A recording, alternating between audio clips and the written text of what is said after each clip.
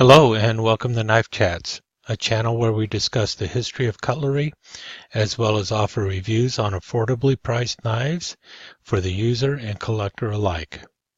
Without further ado, let's see what today's video is about. Today I'm going to take a look at some Swiss Army style pocket knives made by Mikov, a Czechoslovakian cutlery company that's been around since 1794. Hello. Mikov is probably the oldest cutlery company in the Czech Republic. It's been around since 1794, so all the way back in the days when it was Bohemia. So the company is well over 200 years old right now. And this knife bears a striking resemblance to this knife. Actually, this one really bears a striking resemblance to this one.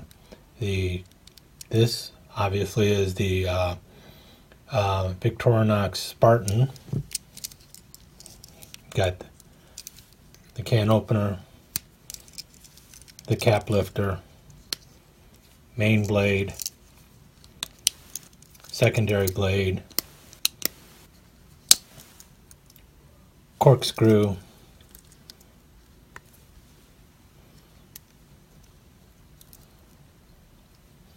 and sewing awl. Well, this is just a regular reamer. This particular Spartan is lacking the toothpick and tweezers. It's an older one, and I believe it was brought to the United States through the Swiss Army brand Incorporated, or SABI, and that's why it's the way it is.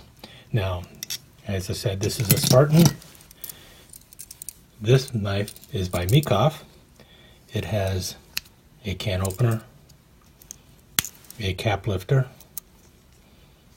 very much like the one you just saw in the Victorinox, a main blade, a secondary blade, a corkscrew, and a reamer. Reamer looks a little bit different. But otherwise, this knife, with the exception of the can opener,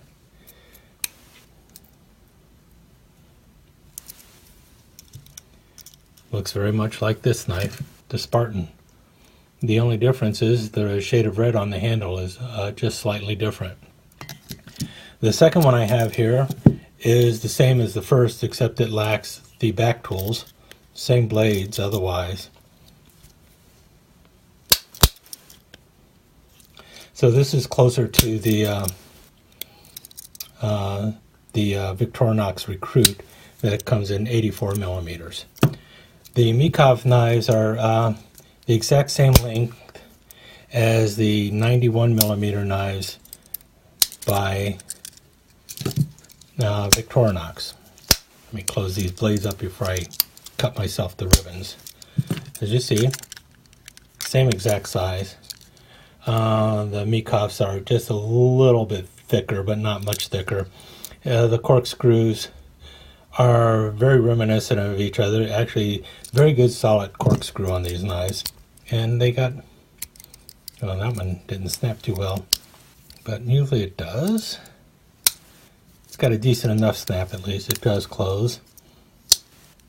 And the blades all work pretty nicely. One of the interesting things with these blades is they got a very dull tip.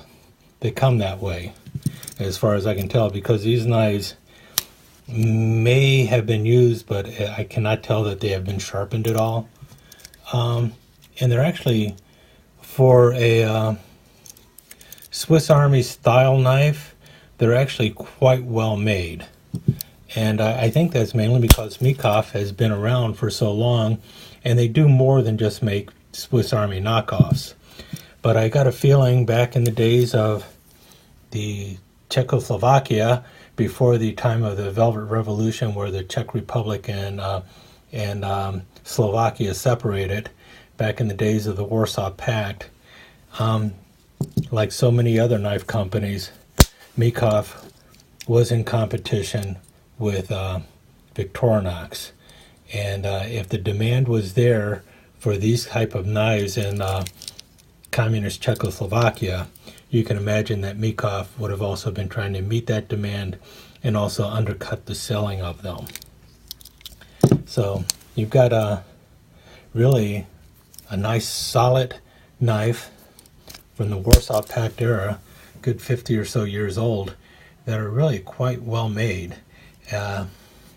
The way you can tell it's a Mikov is this little guy fencing on here, and that looks like it has been hot stamped into the plastic. Let me see if I can get that in there a little better. Yeah, right there. See, it's a little guy fencing, and like I said, it's been hot stamped into the plastic. But and I don't know what kind of plastic is used on these handles.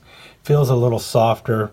It seems to scratch a little bit easier than the Celador on an actual Victorinox Swiss Army knife, but still a well-made knife. And if you can get a hold of it, and if you collect Swiss Army style knives, consider grabbing a couple Mikovs, because they're worth it.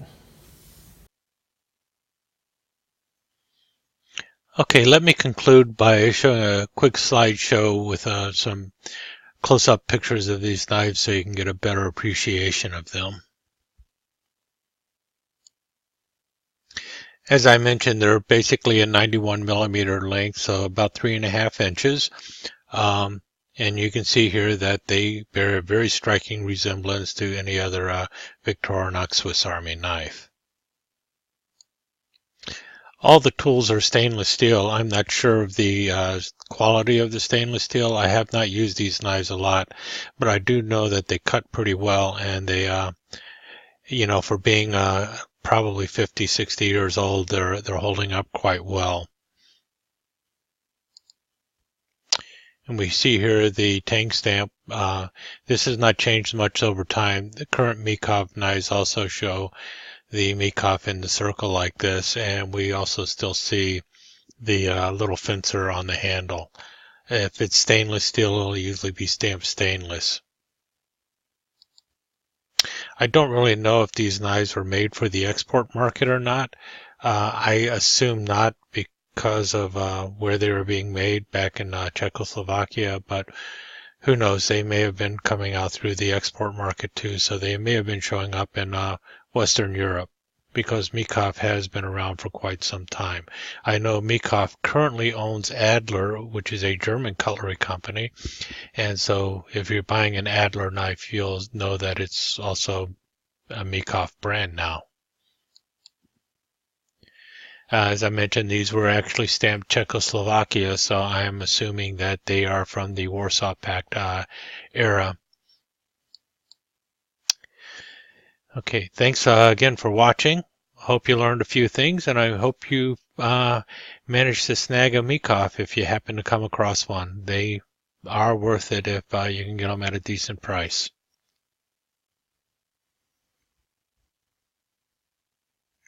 Thanks for visiting. If you like this video, please share it with a friend and consider subscribing to Knife Chats. To be notified of future episodes, don't forget to ring that bell. As always, your comments are welcome and insults are cheerfully ignored. Remember, you're only as sharp as your knife.